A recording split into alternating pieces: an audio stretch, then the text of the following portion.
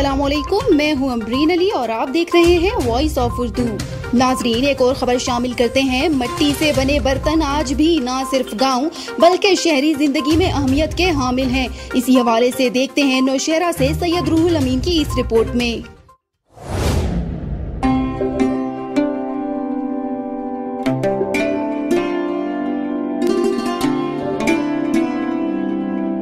खैबर पख्तूनख्वा के ज़िला नौशहरा में अब भी दौर कदीम में इस्तेमाल होने वाला मिट्टी के बर्तन तैयार किया जा रहा है, जिन्होंने शहरी शौक से खरीद कर इस्तेमाल ला रहा है। हम बहुत दूर से आते हैं।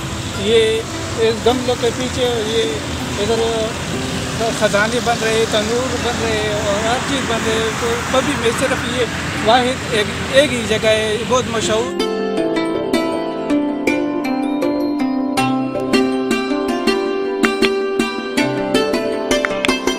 इस काम से वाबस्तगी होने वाला नाते 50 साल से अरसे से हम मिट्टी के बर्तन बना रहे, जिन्होंने मुकामी शहरी समेत मुख्तलिफ इलाकों के लोग शौक से खरीद रहे। मिट्टी के बर्तन बनाने वाला काम से वाबस्ता अफराद का कहना है कि दौर कदीम में इस्तेमाल होने वाला मिट्टी के बर्तन अब भी शहरी पसंद कर रहे हैं।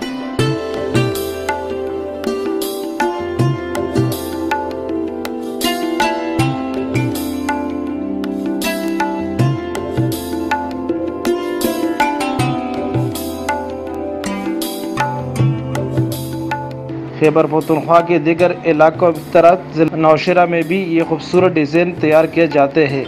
मिट्टी के बर्तन ठंडा और मिठास के साथ जरासीम कश भी है। सैयद रूहुल अमीन, वॉइस ऑफ उर्दू, नौशहरा। मजीद खबरों के लिए विजिट करें हमारी वेबसाइट www.voiceofurdunews.nl या फेसबुक पेज पर क्लिक करें। इसके अलावा आप हमारा यूट्यूब चैनल भी सब्सक्राइब करके मजीद वीडियोस देख सकते हैं। देखते रहिए वॉइस ऑफ उर्दू।